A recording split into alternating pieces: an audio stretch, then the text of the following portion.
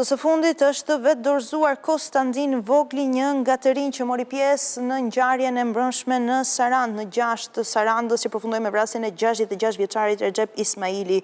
Konstantin Vogli, 31 vjeç, banues në Shën Vasil të Imarës, është transportuar drejt spitalit pasi rezultonte i plagosur me armë zjarri në këmbë. Gjatë qëndrimit në spitalin e Sarandës, Vogli është marrë në pyetje nga prokuroria e çështjes, ndërkohë që pritet të transferohet drejt spitalit të Vlorës.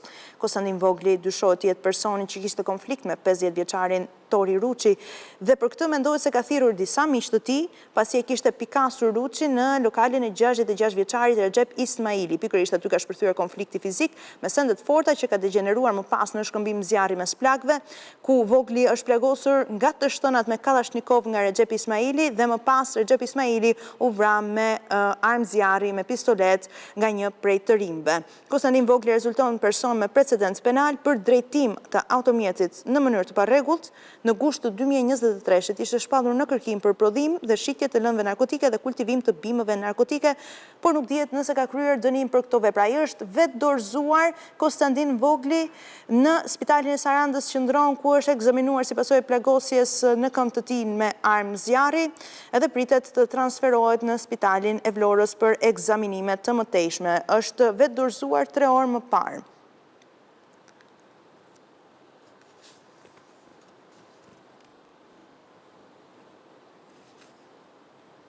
Ky është dhe informacioni i fundit në lidhje me Konstantin Voglin, 31 vjeçar. Kështu zbardhet edhe kjo ngjarje e rëndë ndodhur në Sarandë, janë shoqëruar disa persona, janë sekuestruar 3 automjete dhe janë zbardhur detaje të reja. Sipas informacioneve, hetimet kanë dokumentuar plotësisht dinamikën e ngjarjes.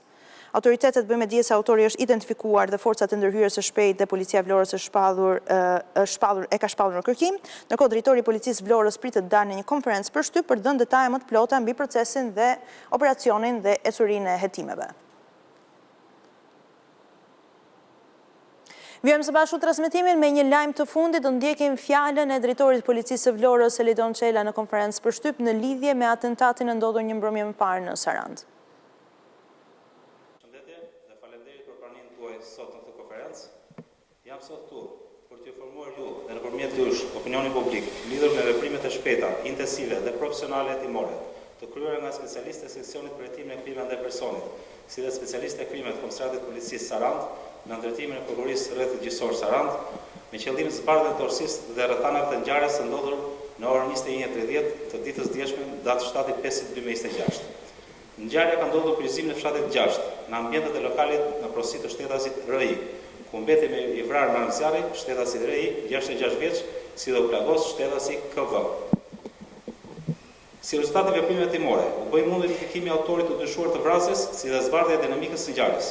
Gjithashtu, vetëm pak momente më parë, është bërë mundur shoqërimi shtetasit plagosur KV, i cili aktualisht po merr ndihmën mjekësore dhe ndodhet jashtë rrezikut për jetën. Në vijim, ky shtetas do t'i nënshtrohet procedurave penale.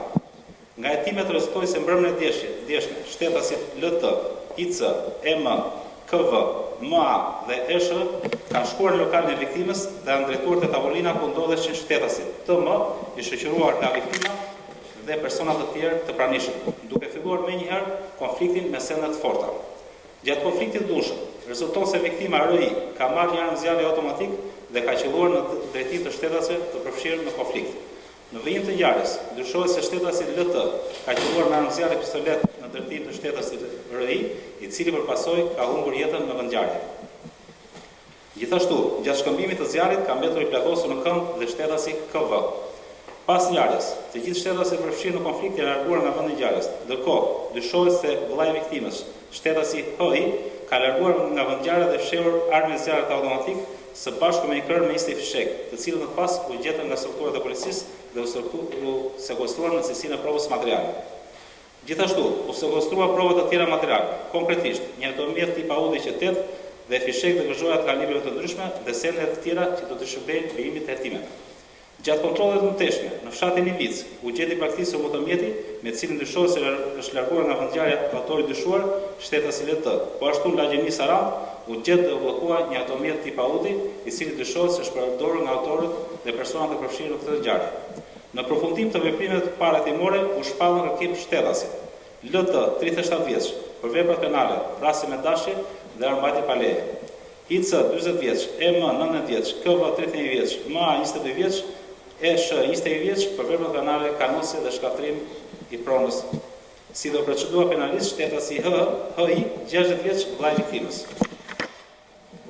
Vijojnë hetimet intensive për zbardhjen e plotë të dinamikës së kësaj ngjarje, si dhe kërkimet intensive për lokalizimin dhe kapjen e personave të shpallur kërkim. Në këtë kuadër, ftojmë qytetarët të bashkëpunojnë policinë për çdo informacion të mundshëm që do të na çojë në kapjen e personave të shpallur kërkim, si dhe për parandalimin e çdo veprimi të paligjshëm. Kontroll mbetet maksimalisht të angazhuar në luftën kundër kriminalitetit dhe garantimin e rendit të sigurisë në qark për qytetarët, turistët dhe vizitorët. Ju falenderoj. Motivet e ngjarjes? Motivet e ngjarjes janë duke u tuar aktualisht.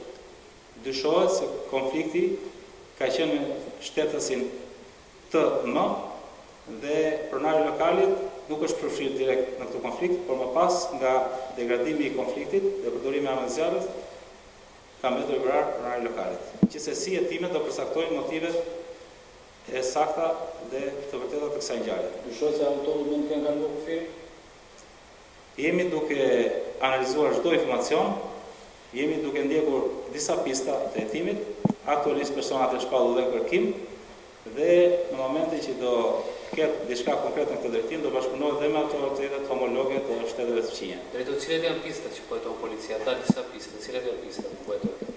Konflikti midis disa personave, konflikte të cilat për momentin nuk mund të japim një sqarim të plot, por që në vijim pas hetimet të plota për ngjarje do t'ju informojmë për më shumë në lidhje me motivet. Ju falenderoj.